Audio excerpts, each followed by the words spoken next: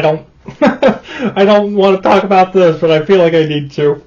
How's it going, everybody? Texas Man here. I hope that you guys are having a great day. I'm taking a quick break from playing some Halo Infinite and Destiny 2.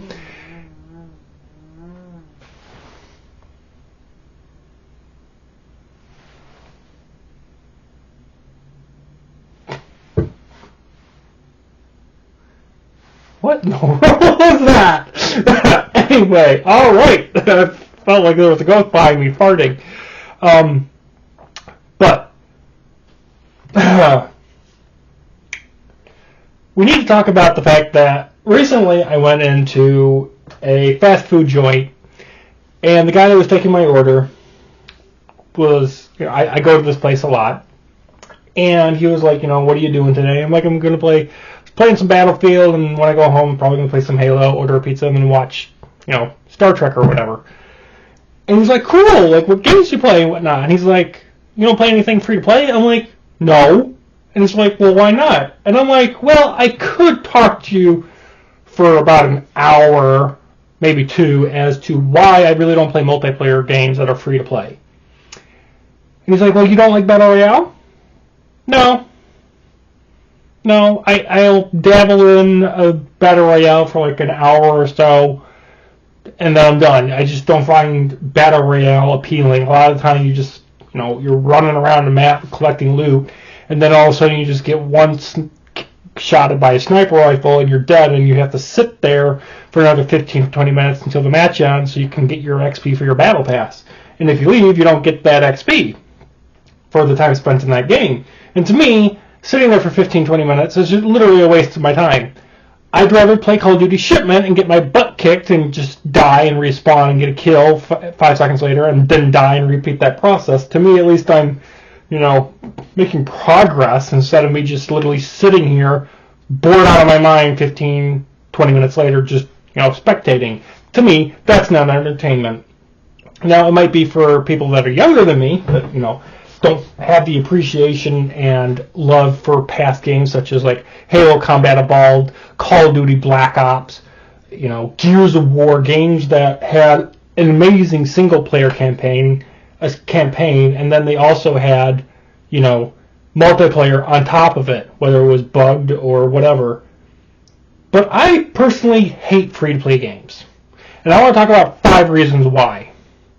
Now, I've narrowed it down to 5. I had it where I had it at 10, but I figured some things kind of like overlapped with each other. So I'm going to talk about the 5 reasons why I hate free-to-play games. First of all, is the content within them. Most free-to-play games launch with the bare minimum amount of content, and then we get that famous line like, we'll fix it later, we'll add in more stuff later. And sometimes they do, sometimes they don't. And games that do will drop in content every 2 to 3 months. And every 2 to 3 months, you'll get one map, or a new faction to fight against, or a new planet to explore, for example.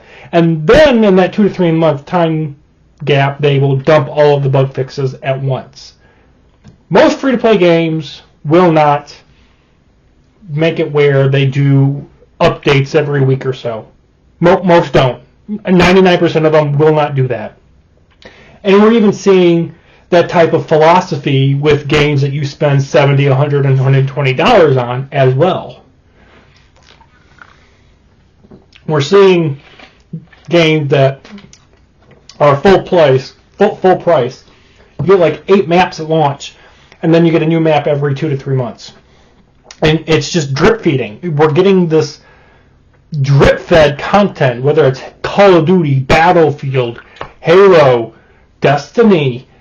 I could go on. Unlike games like Helldivers 2, for example, it's like new stuff every week or so. And it's nice to see a game like that be not part of the industrial gaming industry. Second thing I want to talk about, there's more of a focus on pushing microtransactions and bundles than there is giving out content. Like, even recently, we've gotten Call of Duty Modern Warfare 3, Season 3 just came out recently. I gotta shut my Xbox off. It's killing my glare. Call of Duty Season 3 launched, came out with 2 new maps Both are pretty decent. But it felt more the same where they're pushing the battle pass and they're pushing the microtransaction store. Like they're having they had a collaboration with Godzilla X Kong New Empire, and you have those bundles. A lot of free-to-play games push the microtransaction store. We've seen that even recently with Halo Infinite, where they're no longer just offering a $10 bundle. You've got $10 bundles. We've got $15 bundles. There are some bundles in some games that are $25 and $80. And it's like, I understand free-to-play games have to make their money back somehow. But, charging people $8 for blue to put onto your gun is just stupid. Like, you should have it where it's balanced 50-50. If somebody wants to spend money in the microtransaction store for a skin or an outfit or an emote or whatever, fine. But there should also be a way in-game to do a challenge or something, like get 100 kills to get blue. There should be a way where gamers that spent the $70 don't have extra money in their wallet to fork out can complete an in-game challenge to get the same content that somebody could spend money on that doesn't affect the game in a pay-to-win mechanic. That'll be another topic to talk about later in this video. Thirdly, a lot of free-to-play games have ads. And a lot of free-to-play games, whether that's on your console or on your phone, will have ads, and it will entice you to spend money either in the game or to spend money somewhere else, whether it's Taco Bell or your five-star Texas Roadhouse spot. It's an ad machine is what a lot of free-to-play games can turn into. It's like, hey, you spent $100 sitting on the toilet. You need to go out of your house and you need to go eat now. Your free-to-play game incentivizes you to go to Steakhouse and drop $100. It does happen, and I've seen it firsthand.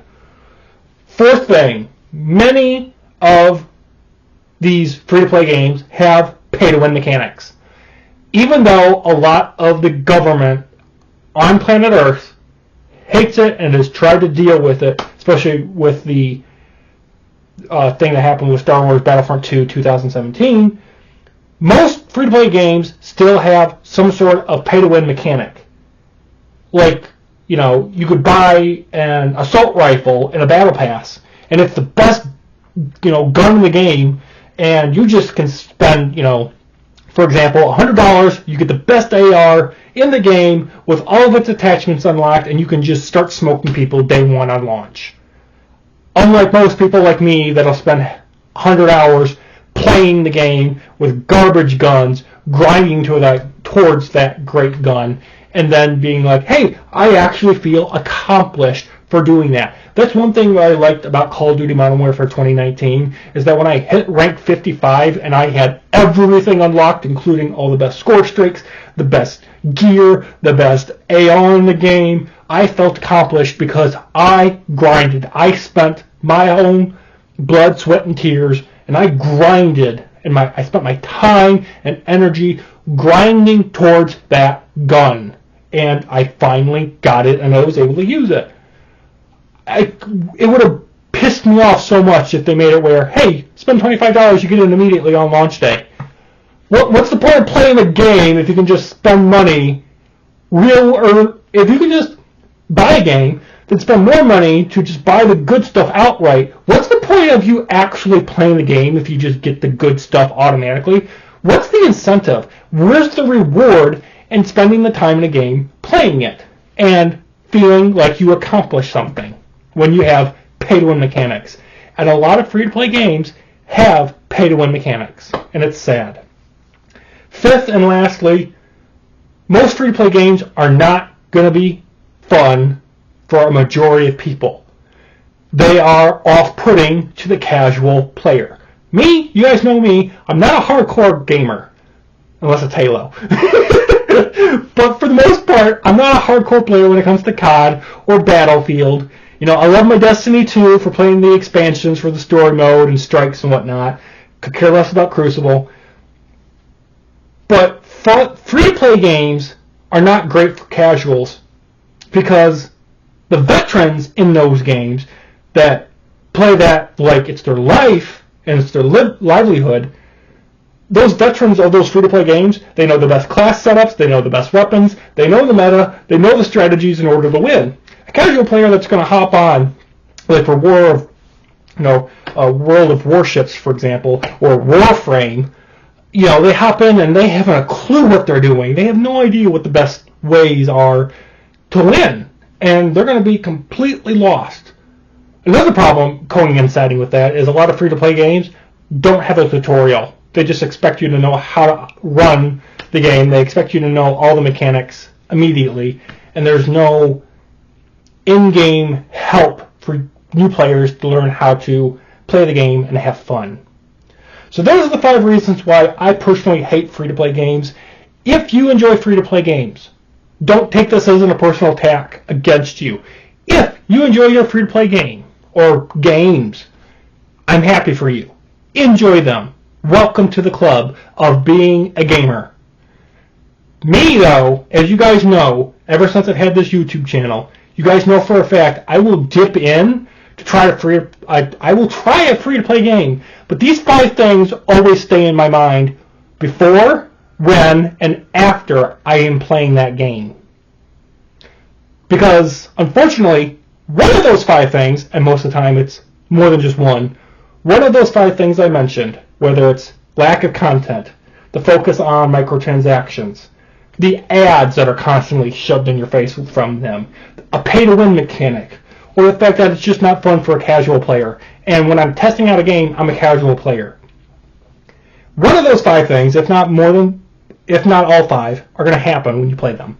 Now, if you are a free-to-play player and you play those games, I'm glad you enjoy them.